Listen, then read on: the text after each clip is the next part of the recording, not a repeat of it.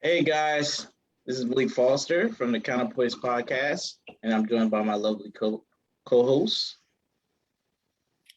I'm Everett Stevenson here from Counterpoints Podcast as well. Hey everybody, welcome to our Counterpoints Podcast, and I'm your third co-host, Samantha Adams, and we have a topic for you today. Well, we always have a topic because we don't stand around just talking about nothing. But today we are talking about climate change preparedness. Not to say we want to tell y'all what to do, but we do want to talk about the state of the world and how prepared or not prepared the world is for the way that our climate has effectively been changing. With that being said, before I jump into that, I definitely want to make sure that we highlight our Black Business of the Week. Just give me 1 second. Got to make sure I have it. Here it is. All right. I'm going to share my screen so that you guys can see it. It is called No Excuses, period. Can you guys see it? So No Excuses, period is a clothing line by somebody I know. I've known him for quite a while. And it's mostly t-shirts, sweatshirts, hoodies, stuff like that. And one of the reasons why I wanted to highlight this, because he also does fitness and things like that, but one of the reasons why it's workout apparel, the reasons why I wanted to highlight this business is also too because of the message that it conveys, right? Like, throughout life, whether you're just trying to work out and get fit on, or if it's just based on whatever types of issues and stuff that we have going on in your life, you got to stop making excuses and just keep it pushing. So we wanted to make sure we went ahead and highlighted No Excuses, period. This is the website. It's noexcusesperiod.biz. Again, that's noexcusesperiod.biz. So y'all, please go ahead and make sure you check it out. They have clothes for men, women. They even have some accessories. All right. So that's our Black Business of the week. Wanted to make sure we highlighted them. And yeah, we're going to just dive right in. We wanted to talk about preparedness or the lack thereof. Starting off with right here, home. And one of the things that triggered us to want to talk about this today is the things that have been going on with Hurricane Ida. We all know that there's constantly something, whether it be, Hurricane Harvey that tore up Texas a couple years ago, or Hurricane Katrina. Ida hit Louisiana on the anniversary of Katrina.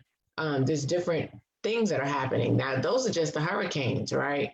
That's not even talking about the earthquakes that are happening more frequently, or in California, or the forest fires, or there's all these different things that are happening up in the East Coast. Aside from the hurricanes and stuff, they had a couple of years ago, they had that crazy ice tornado thing where had glaciers floating around in the streets. You know what I'm saying? So you guys want to go ahead and just tap in if you have anything that I'm missing before I go ahead and show some of the pictures and damage that Hurricane Ida specifically created. No, but I definitely want to speak to it because not necessarily just Hurricane Ida, but also just some of the disasters that's been going on as well. From what I've seen, and I'm talking about just from the standpoint of looking at some of the stuff that's going on in my home state, and there's been a lot of flooding in particular, and that's something that's unique to me because growing up, we lived there, we used to maybe ice and storms and things of that nature, and maybe riding on black ice or just having tons of snowstorms. but not so much of, so many home floods and things of that nature, or streets being flooded. And I know some of that might be infrastructure as well, but again, a lot of it could be just as much as, the fact that there's more water for those areas to have to hold due to some of the changing in the temperature of the earth and other pollutants that's going on, that's impacting the weather and as well as the conditions of the weather. Yeah, I pretty much agree with my co-host Everett's sentiments there, but I think Congress, to speak on the infrastructure standpoint, they passed the infrastructure bill. Maybe that'll help a bit, but we'll get more into it as part of solutions later on. Sorry, I was muted. I have a cool question for you guys. Do you think population has anything to do with it? Like the number of people living in these different places that are most adversely affected, and the way that they're not updating certain things as quickly as people moving in. Case in point, the sewage system, right? If you have more people living in a place and they're flushing the toilet more because there's more people, right? And they're not updating the sewage system quicker. So then when they have these torrential downpours, it's flooding the streets flood because they can't catch the water fast enough. Do you guys think things like that may also be playing a part of the trigger as to why we're having some of these issues? Well, I definitely think that could be a big issue with some of it. Like I said, just the infrastructure of some of, like you said, the sewer and piping systems. Maybe one of the reasons why I think a lot of the cities, especially on the East Coast, are having it, because people are experiencing it in their homes. And a lot of times, like you said, from my understanding of how, piping works, and underground piping works, is that, there's one main pipe that kind of holds all of it for those neighborhoods, and it kind of goes through. And so if that's flooded, then all of the water that would normally go down and on to wherever the dispensary place that they have for, the waste, the liquid waste to go, is over flooded, then it comes out. And so you see it coming out of people's toilets, you see it coming out of people's water hoses, or sinks and things of that nature. And so, you'll see a lots of, like you said, floods. We've seen people's homes, basements be destroyed, all of their furniture, stuff like that be destroyed. And it also raises issues because of a lot of people, especially if they're renters and things of that nature, like we're talking about in the state of New York, we've seen a lot of people who recently had to deal with some flash floods. And on a more humanistic issue, it raises the issue of, like, how do you replace their issues, and who's to be at blame at this. And so, we're going to talk about that a little bit later, and how some states have been trying to looking at handling these issues, and what do we think that people can do to kind of protect themselves so that they can have a line of defense in the event that their state or their city may not have regulations that would protect them.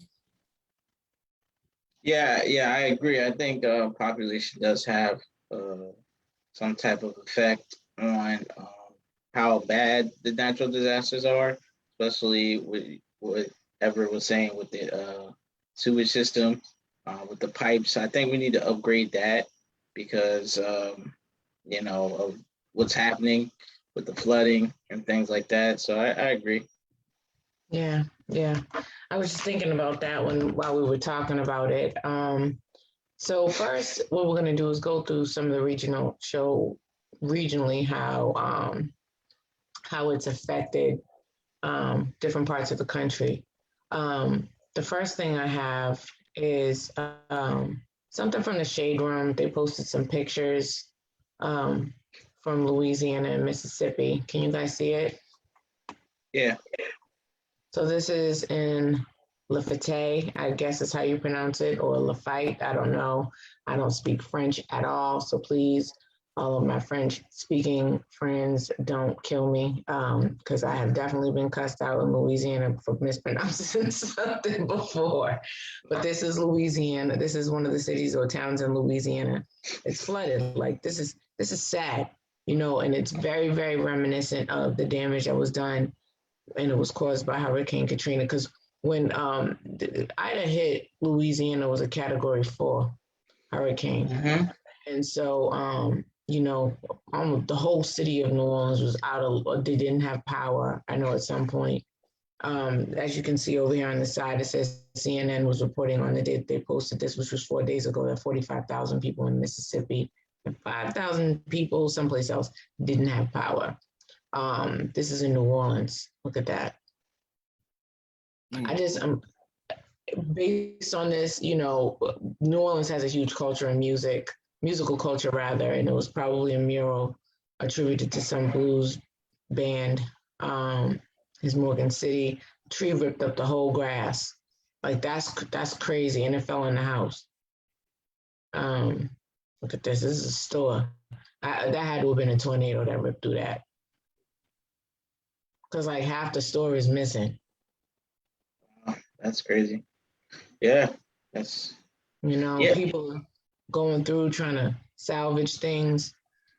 Like I'm a little curious. So it says 3 buildings burned to the ground during the hurricane. That's sad. And then so these cars caught fire. Yeah, I think we need to devote more resources and money into the type of protections, because what we have in place is just like, okay, you got this insurance, you pay all this high insurance, but I think we need to throw more governmental resources into prevention, like how to protect as best we can with these storms. No, because we're aware of the global change of climate and stuff like that due to the pollutants that us as humans are doing to the earth. So, what were you gonna say? I was asking, like, when you say prevention, are you referring to from like damage prevention to the actual homes or businesses? Or are we talking about prevention from like maybe ways to try to like ways to kind of protect it? Like let's say, for example, like certain areas in Miami, right? They've been protected from just naturally getting washed away due to the rising sea levels. So they've been protecting that like for years. Or if they weren't protecting that or doing it their best to that probably some of it would be, if not most, would be underwater by now. So I guess go ahead. So sorry. I just think, when it comes to certain areas, they devote resources to better than others. Like that area of Florida is protected, let's say Miami, but compared to these areas, those Gulf areas, I don't think they're as protected. Yeah. So to kind of summarize what you're saying, Malik, I think you're talking about giving more money to protect the infrastructure itself. Right. It goes back to the infrastructure. Right. Because, yeah, you're right. And they do that in California as it relates to earthquakes too, right? They make it so that these buildings can sway a little bit more, have a little bit more give in them, right? But on the flip side, they don't, when you talk about lack of resources, here in Georgia, a few years ago, they had this huge snowstorm, and Georgia just isn't equipped for the snow. Like they've tried to get better equipped for it, but you would think by now they would be, because it snows every year. Doesn't snow a lot, but it snows every year. And a lot is, you got to understand, to our viewers, all 3 of us are from a place where it gets cold and it snows. Like we're not talking about a couple little 2 little inches, 3 little inches. That ain't nothing. People start to go to school in that.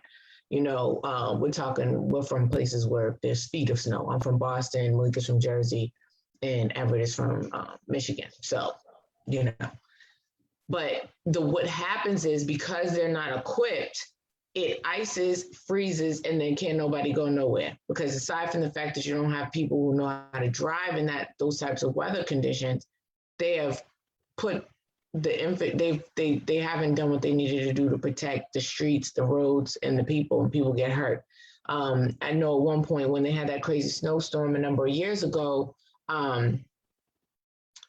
people had to sleep in their cars on the road, pulling over, sleeping in restaurants, doing all kinds of crazy stuff, because they had like 2 plows or 4 plows or something for a whole city. And that's not it, right? Y'all got to do better. The reason why I still have my screen showing is because I'm going to show you guys a video. This is a friend of mine. He is from Harlem, New York. He has a GoFundMe page. He literally lost everything from Hurricane Ida. This is just one of the videos. I don't know if you guys can hear it, but he's got at least 3 feet of water. I know you can't hear it because it's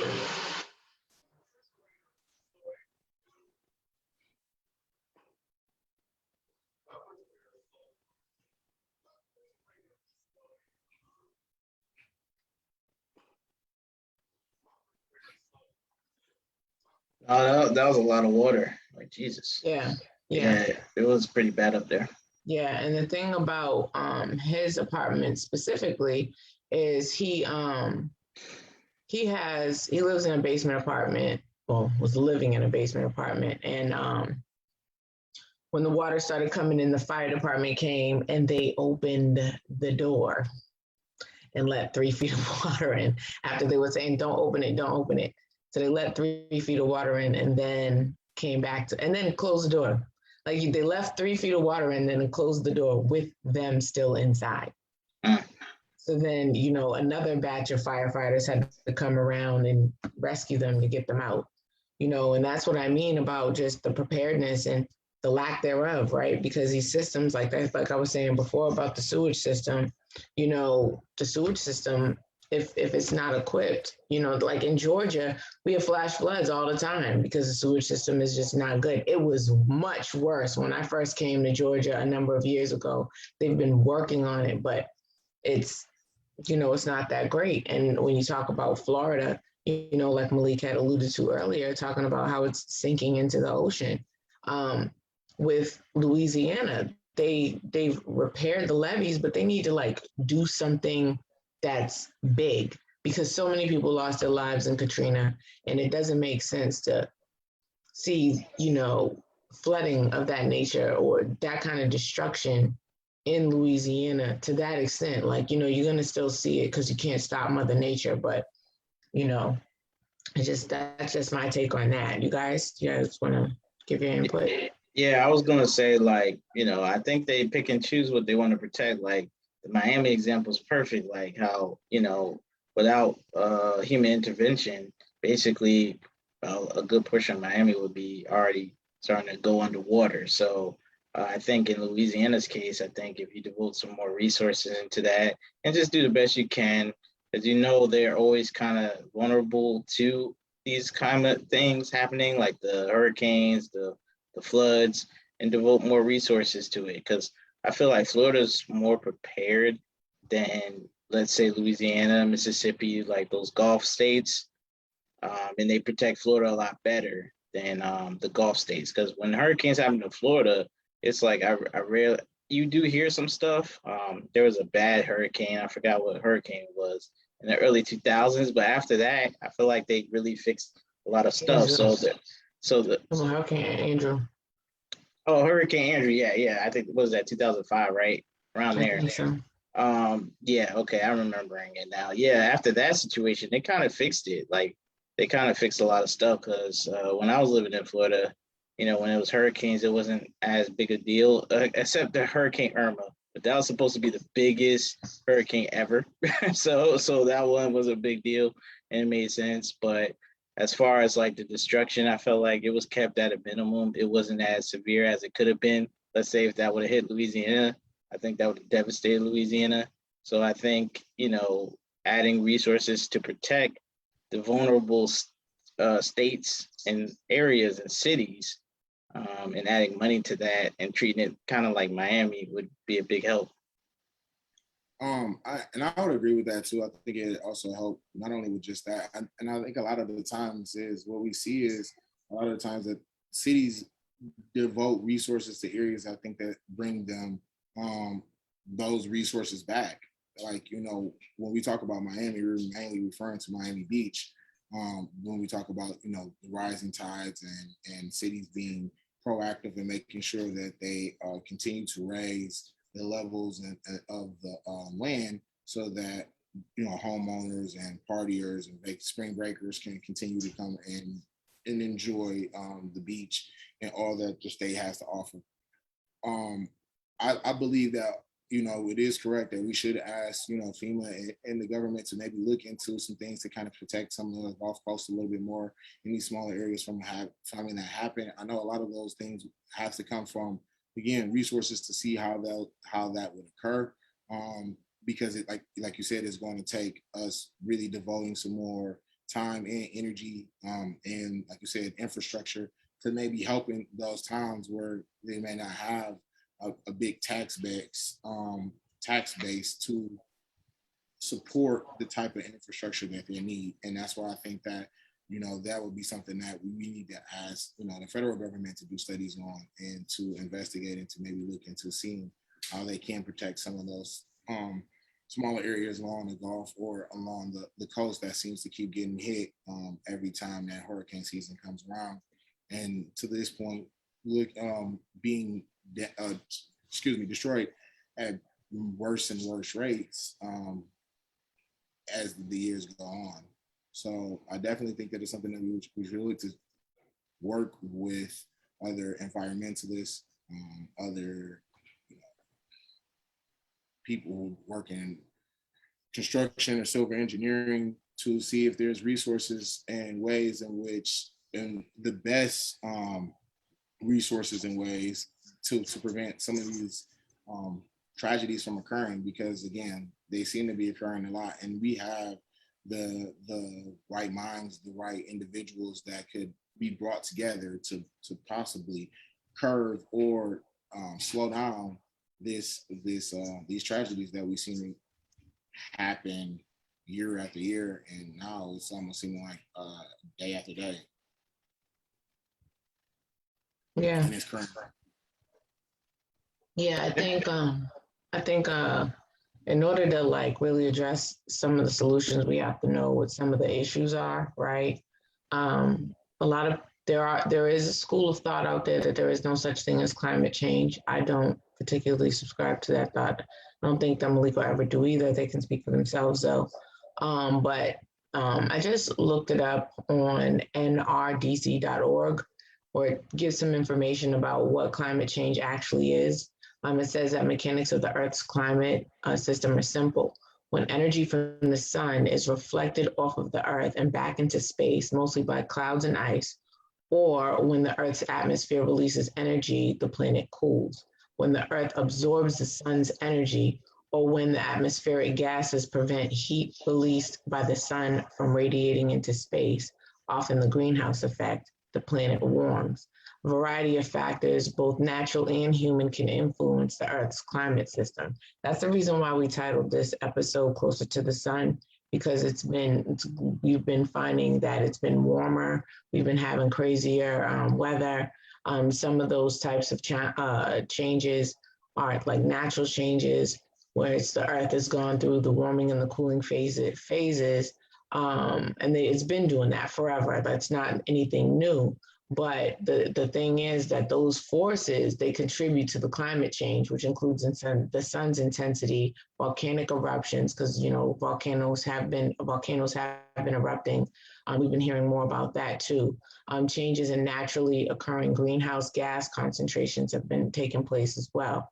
And according to NASA, the causes are still at play today, but the influence is too small, or they occur too slowly to explain the rapid warming. Because the polar caps, ice polar caps up in like the North Pole and stuff have been melting. So the globe has been getting warmer. Then you have the anthropogenic causes of climate, which are pretty much people, right? As it relates to the gases that we put up there into the atmosphere with cars and factories and things like that, burning of fossil fuels and things of that nature. And so, it does have its impact, and the extreme weather is definitely a symptom of that. And also too, that things that we haven't really touched on are things like how it affects our health, right? In places where smog is really bad. Like I know here in Atlanta, emissions are required on cars that are a certain year and older, right? Because the air quality is not that great, just like it's terrible in LA too. And the reason is because it can affect our health, aside from just, other, extreme weather and things like that. We've talked about it also can cause asthma amongst children. And allergies season is horrible here, but there's a lot of trees, but a lot of that has to do with the air quality too, right? Yeah. Like you can't breathe if the air is bad, and then you got pollen blowing all in your face. So, like I said, in order to be able to address some of the solutions or potential solutions, aside from just the infrastructure, right, we have to also address things like more cars that don't emit as much emissions into the air, right? Which could in turn affect our health over a long period of time. I know people think it might be a load of crap, but at the end of the day, tell that to the kid who developed asthma, who had dreams of being a football player but can't freaking run because of the air. You know what I'm saying? Or tell that to the family, the child who has to go get breathing treatments because every time it's spring, they can't freaking breathe and they're sneezing and their face is all swollen up. I, for one, didn't have allergies until I came to Georgia. You know what I'm saying? So I think we definitely have to look at not only the infrastructure itself, but also the other things that we as human beings do to put pollution, these pollutants out there into the atmosphere, to pretty much activate the sun, I guess is how I would put it, because it's making the world, the earth more, is making it hotter, you know? You guys, what do you guys think? Absolutely. Information that I wanted to share from the Asheville Bee Charmer, and it was some information that they released referring to how the climate change has affected bees. And as some of we all know, bees are very vital to the Earth's reproduction and of nature. They pollinate a lot of plants, and a lot of plants are used to help with growing of certain types of certain types of seeds, things of nature, honey, foods. A lot of things are derived from plants. So now I'm going to share a article that they have provided here in just 1 second.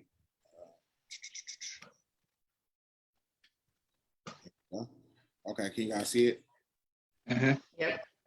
Yeah. So, bees and climate change, and this is from the Asheville Bee Charmer. Um, Bee Charmer, and basically what they were saying is that bees are a direct contributor to 90% of the country's commercial crops for fruit, vegetables, and nuts. And they have the equivalent of around $15 billion worth of commercial cropping every year. So bees are very essential to the development of us continually having some of those natural foods in organic ways.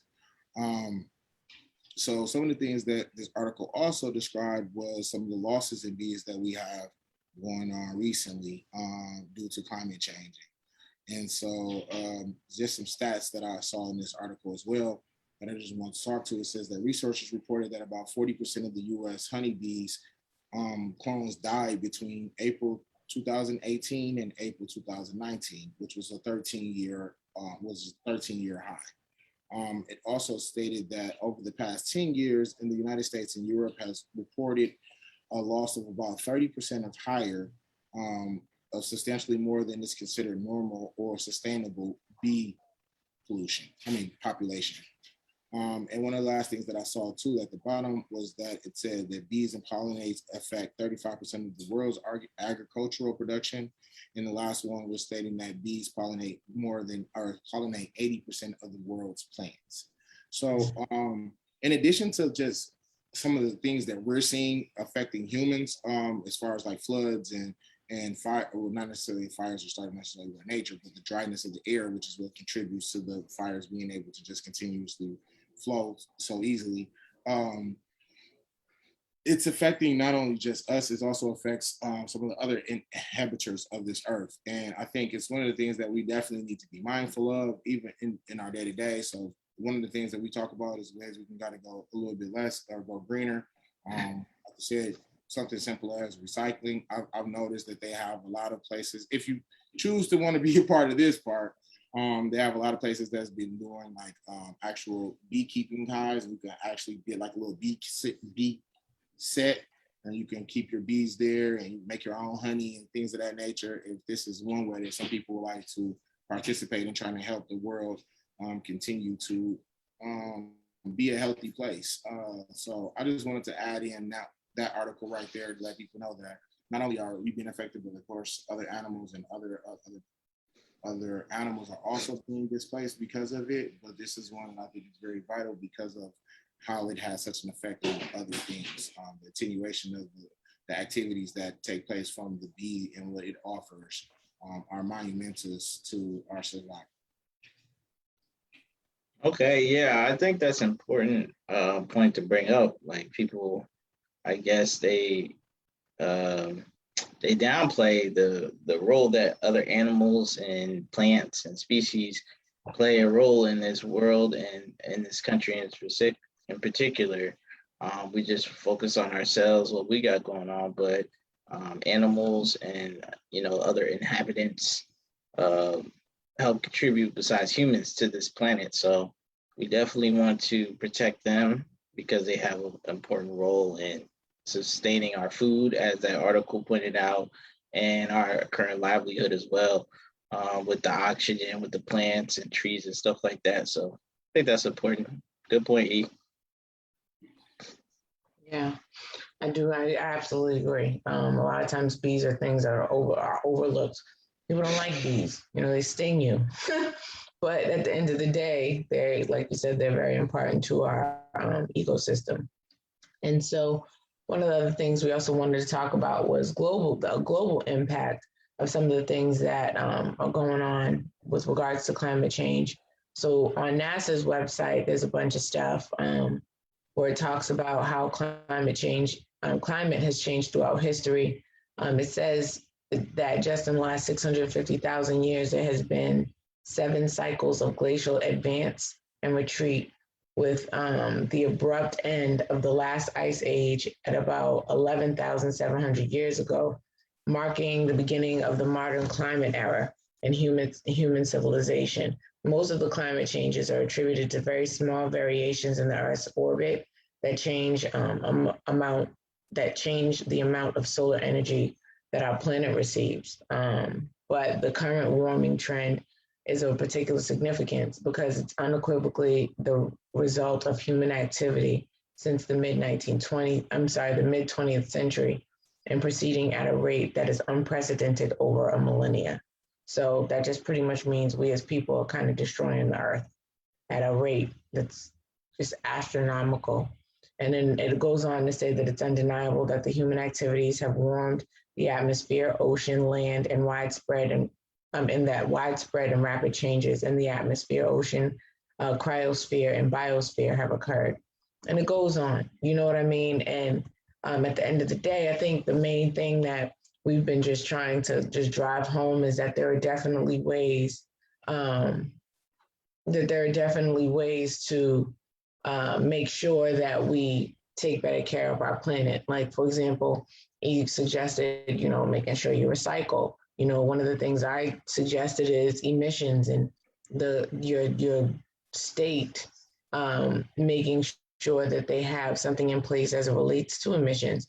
Because even though, oh, that was something that I wanted to say. I almost forgot. In India, before COVID hit, India had some of the worst smog in the world. While everybody was in quarantine, the air like really cleared up. And we could do our world, our planet, a great service if we find better ways to like mitigate or minimize the amount of smog we put out there into the air, right? Whether that be because of emissions, whether it be finding better ways to travel that don't require like so much burning of coal and fuel and putting on so much exhaust and carbon monoxide out into the atmosphere. Some of the things that we can try to figure out is ways to get our water clean. And there's just, like I said, there's just a lot of different things that we can do, because I feel like if we messed it up, we might not be able to perfect it and make it perfectly better, but we can do better. Any semblance of doing better, I think, could potentially help the earth globally, not just locally. That can mitigate the kind of problems that we've seen. Because although most of the issues we talked about were what happened in Louisiana, some of the brush fires that have been happening out in California, earthquakes, Florida sinking, stuff like that. We haven't talked about the volcanoes that have been erupting all around the world, and how there are these crazy dust storms that are happening all over the place. All of these things are effects of how Climate change. climate change. And so we really have to just do a better job. Did you guys have any other suggestions as it relates to global solutions? With the global impact, I think as far as solutions go, I think you made a good point with the quarantine. Like when the pandemic hit, it really helped clear out a lot of the garbage that was in the air and stuff like that. So it helped clear out the air. They had showed like a picture like before the pandemic and during the pandemic, and then it was like so much clearer, greener, and everything. Yeah. And it was like, wow, that's crazy. Just like a couple, like what a month or two would do. Um, to the earth. So I think, maybe we can implement some like, maybe weeks like where we're just like kind of chilling out with, what we normally do. I think giving people like more breaks, like maybe a 4-day work week, stop working us so hard, that might be able to help. I know in the US, that's a big problem, but other countries, I think they probably do a little better job than us, honestly, with that. Electric cars, I know that's a movement. I think that would really help. The pesticide issue, that's really big. Working on that with the farmers. So, really, pushing more money and resources to the farming industry and our food and stuff like that. That would be a great help. And also the animals, keep protecting the animals, keep protecting the environment because they help keep the earth clean as well. And planting more trees. I know some countries do a lot better job than that than others, but I think if we all can come together globally and plant more trees or have a global minimum commitment tree planting and planting other plants and stuff like that, that can help because that helps with the air, helps with medicine, helps with all kinds of stuff like that. Instead of always worrying about, the bottom line and the money, we need to worry about our environment and health for the future. And recycling, like y'all pointed out, that was another thing I was thinking about. Here in Georgia, I know my area doesn't really recycle, so Right. That's really devastating. And a lot of recycling has been getting cut back because I think here in the U.S., China stopped accepting some of our trash, so they send it back to us. So people they've been cutting back on like things they're going to recycle, so that sucks. So those are some of my solutions that I can think of. Before you jump in, I wanted to make sure I address something that Malik said as far as planting trees. I think planting trees is extremely important, especially too, because remember, you guys, a couple years ago, like a huge percentage of the Amazon burned down because of brush fires. That was when Australia was on fire and there were all those crazy brush fires out in California. I remember the Amazon, and the Amazon was producing a huge amount of the planet's oxygen. And so planting trees, I think, is super important too, like you said. Absolutely. And to that point, you guys, there's an article here by Statista, I believe is how you pronounce it. And they're talking about companies who've bought carbon offset purchases.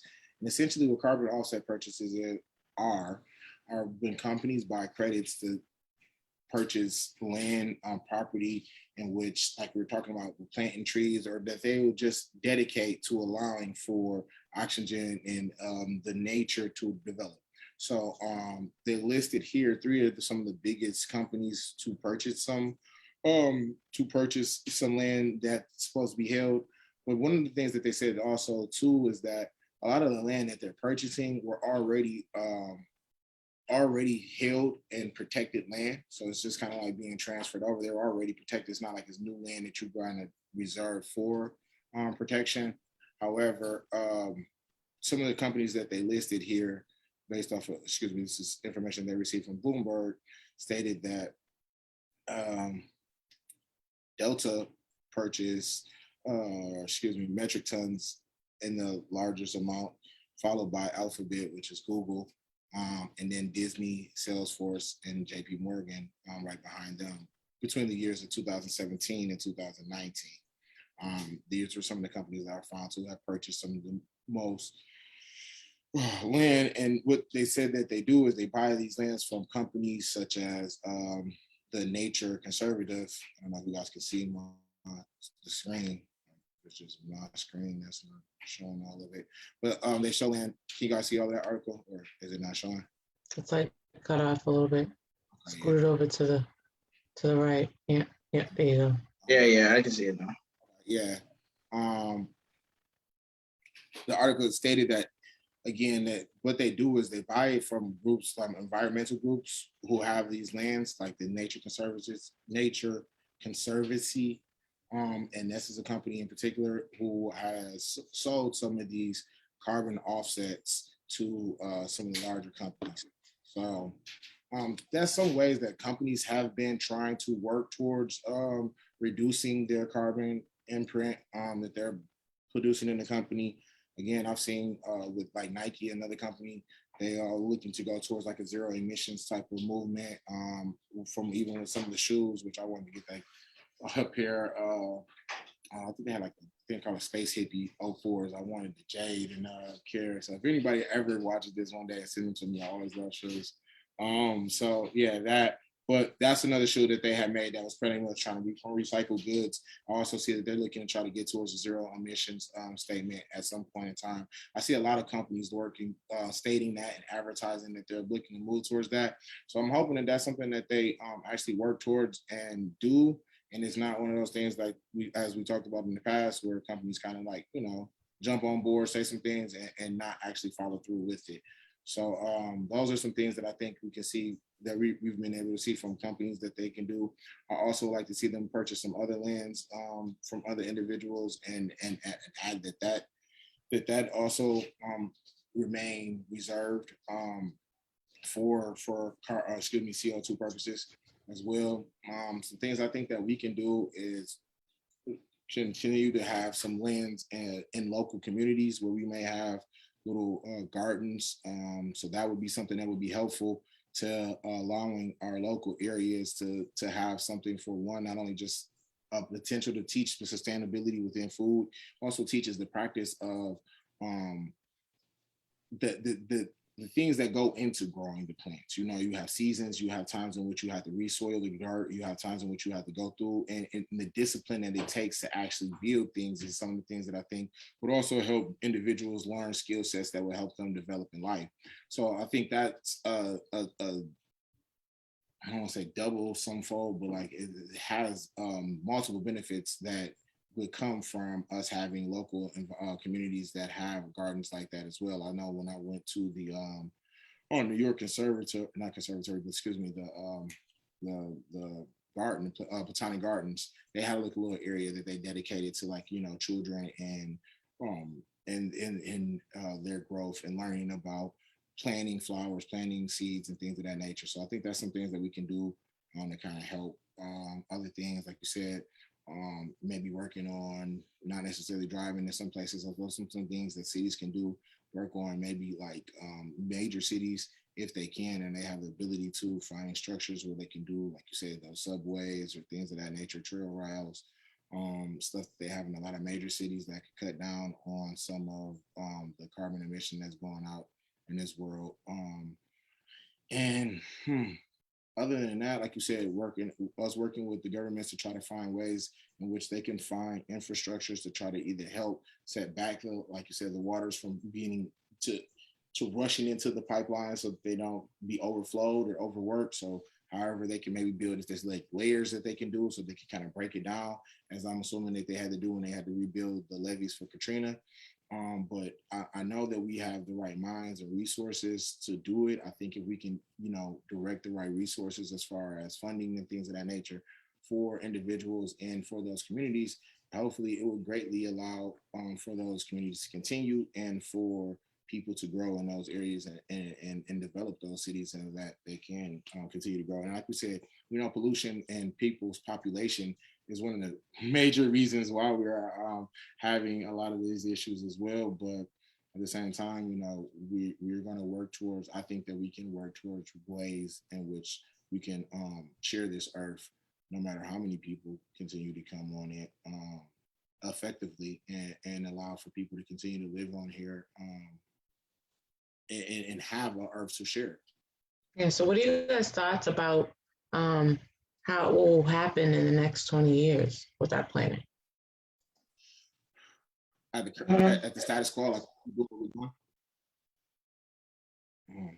Yeah, like what do you guys think? Like our own opinions about the future in the next 20 Yeah. years, you said. I think our energy situation will change. I think we'll come up with better ways to utilize energy sources to get some of the same things we're getting now, but more eco-friendly energy resources. I think we'll develop that in order to bide us more time before we decide to actually go ahead and try to explore to another planet, because I think there's a certain date like they want to leave our solar system, right, and go to another planet that they think has life or could be habitable. So they have like a target date like 2060 years, something like that I was reading. They, they, So they say so they're trying. Oh yeah, with Mars, they're trying to transform Mars and make it a habitable place. So it's like a lot of ideas they have. So I think the emergence of eco-friendly resources, electric cars, definitely renewable resources. I think that's more what we'll see, and new technologies possibly that'll be better and more fuel efficient than what we currently have right now. Yeah. What do you think, E? Definitely, I agree with them. I think the EV movement that they're looking to do will definitely help. I think we can more of the solar usage of energy so that we can try to reuse some of the energy that we have more and more. I think that would definitely help with us being able to sustain things. I also would like to see again, just people just trying to be more mindful of it. I think if we can find more ways for governments and cities to provide incentives for individuals to be more eco-friendly.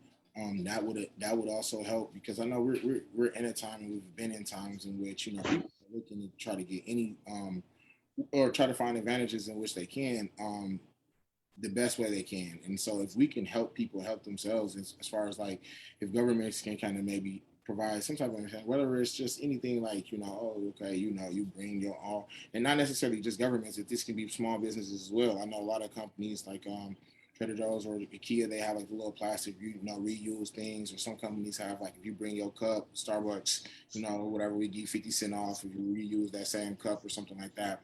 So if we can get more companies to do things like that, find ways in which they can kind of bring their carbon imprint down and incentivize it with to try to help others to try to do so. I think the benefit that most people will see in savings a lot of times will hopefully allow them to be motivated to move forward and trying to find ways to continue to preserve our earth. So those are some suggestions that I have. I think we can do it from the government standpoint, we can do it from a small business standpoint, and then we have to also do it as individuals within our day to day. Being mindful of the things that we're doing, maybe cutting down on our plastic intake, and other things. Yeah. Well, my opinion about the next 20 years is all contingent upon what happens with the government, right? Because there's definitely a whole big old group of people in our government that are just so focused on money that they're not thinking about the planet. They don't think climate change is real. They don't believe that any of this stuff is really happening. They're like, oh, the hurricane happened because it's hurricane season. It's like it's so much deeper than that. And so, I think that unless changes are made within our government, especially here in the United States, things are going to be more difficult to change globally, not just here, also to China. China has billions of people and their pollution is terrible. It's off the map, So I think that in order to really see any real change, us, China, and India, I think, because we're like probably the worst offenders, have to do something in order to try to make it right, and try to make it better. And if those things don't happen, I just don't see us moving fast enough, because I think that we're destroying things at a much faster rate than we are at fixing them. And that's just my thoughts about what I think may potentially happen within the next 20 years. Oh yeah, my bad. Let me jump back in here because I don't think I answered the question. I talked about what I thought were solutions for it in the next 20 years that I hope would occur. But if things don't occur, I just want to say that, yeah, I agree with Sam. I think we're going to see a lot of think we're going to see a lot of displacement, as far as, with some individuals being able to move to certain areas in which they, can afford to stay in. They have taken the provisions like we talked about to prevent certain disasters from occurring. We will see a lot of people end up being in areas in which, they run that risk. Again, if we don't see some type of protections coming through within either those local cities or those areas.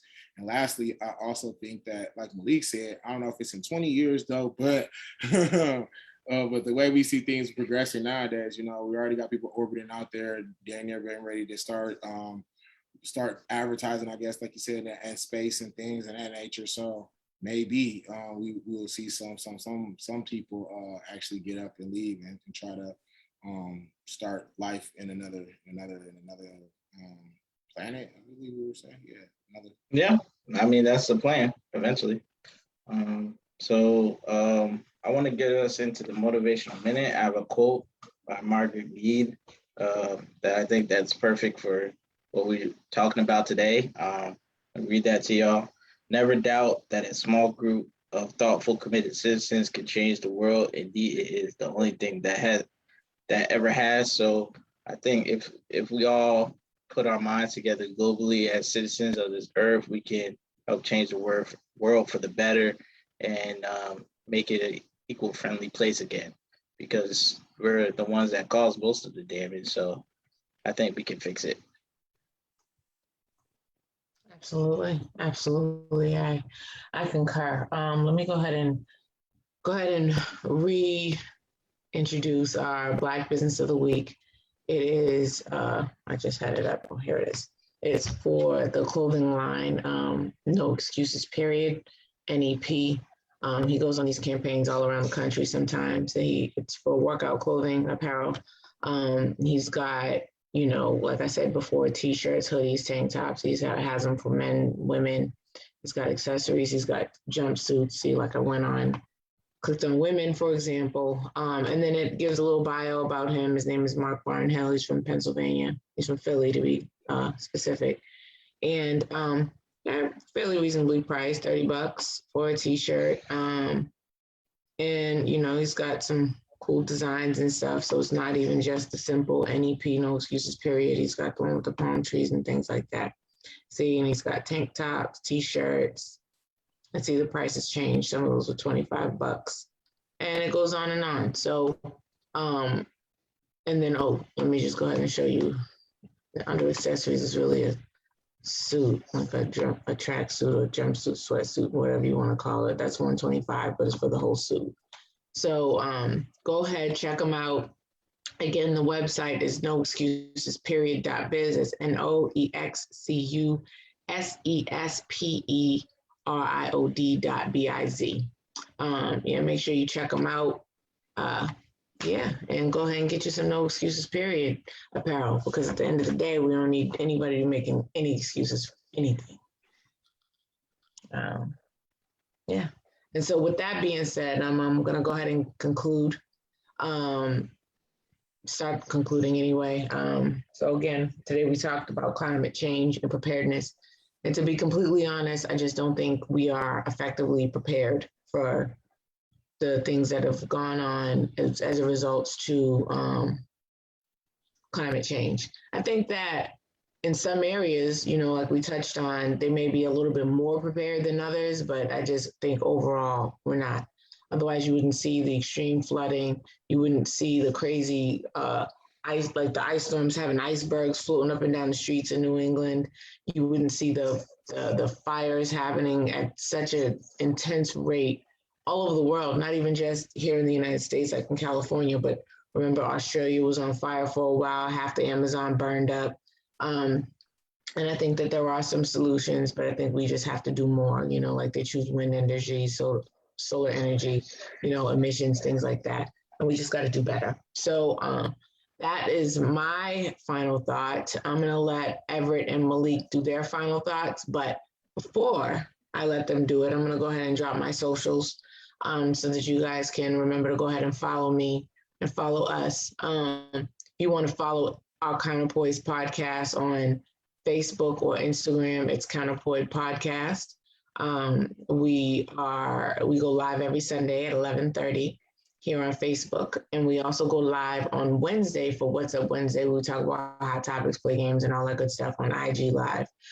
We love you guys' opinions. We love to hear your thoughts. So you guys can always feel free to chime in with us, no matter if we're right here on Facebook or over there on IG. We also post this one we're doing right now, and every Sunday on YouTube. We're going to start posting our What's Up Wednesdays on YouTube as well. But for now, those are on IG Live. And if you want to follow me, well, again, make sure you like, share, subscribe, follow, tell a friend and tell a friend about our Counterpoise podcast, and make sure you follow us there. But if you want to follow me individually, you can follow me right here on Facebook at Samantha Adams-ESQ, or over there on IG at Samantha Renee 77 ESQ. Did I say that right? Samantha Renee 77 ESQ. I think that's it. You guys will see my face on there when you put Samantha Renee in _ ESQ. That's what it is. Samantha Renee 77 _ ESQ. I think I got it right that time. E. Yeah, Sam, I appreciate that. She gave you all the information for the podcast, so I'll just give y'all guys my final thoughts and my socials. So my final thoughts are, excuse me, I think we need to really devote more resources to the environment. I think in this country, pass some legislations. Other countries should pass some rules and have some minimum standards all over the place, some uniform minimum standards. So Florida can't go without emissions. Georgia's have emissions. Let's have a standard across the board that every state needs to meet in order to receive some government funds. That's one way we can do it. And also, I think we just all need to do better as global citizens of this earth, and taking care of our planet. Long story short. And that's really it with my final thoughts. But yeah, were you saying something, Sam? Oh, you had froze for a second there, but you're back. Oh, I was freezing. Am I back? You're good now. You're good. Oh, okay. So you guys, you could follow me at Malika and Foster on all social media handles. And, catch us live on Facebook, YouTube, like, share, comment. If you want us to discuss a different topic, let us know in the comment section on Facebook and YouTube, and we'll more than happy be willing to discuss that issue. So just let us know.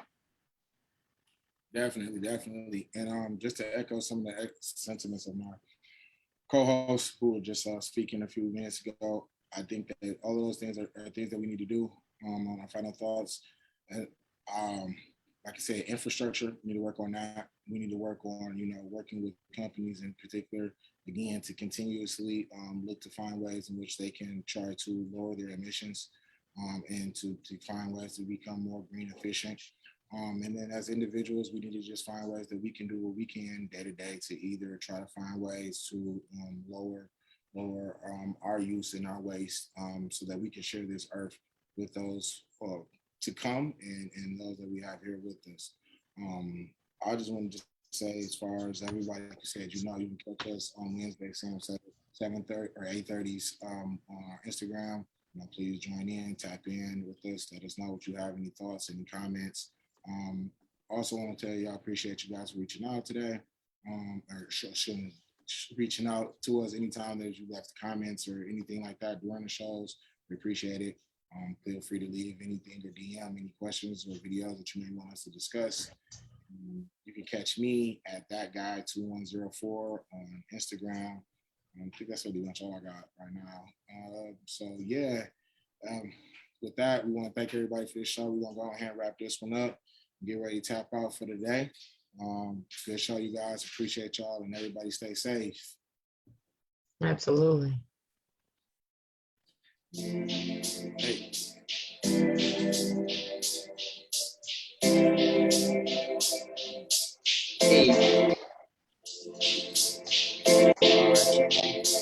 Get up out of here. Peace.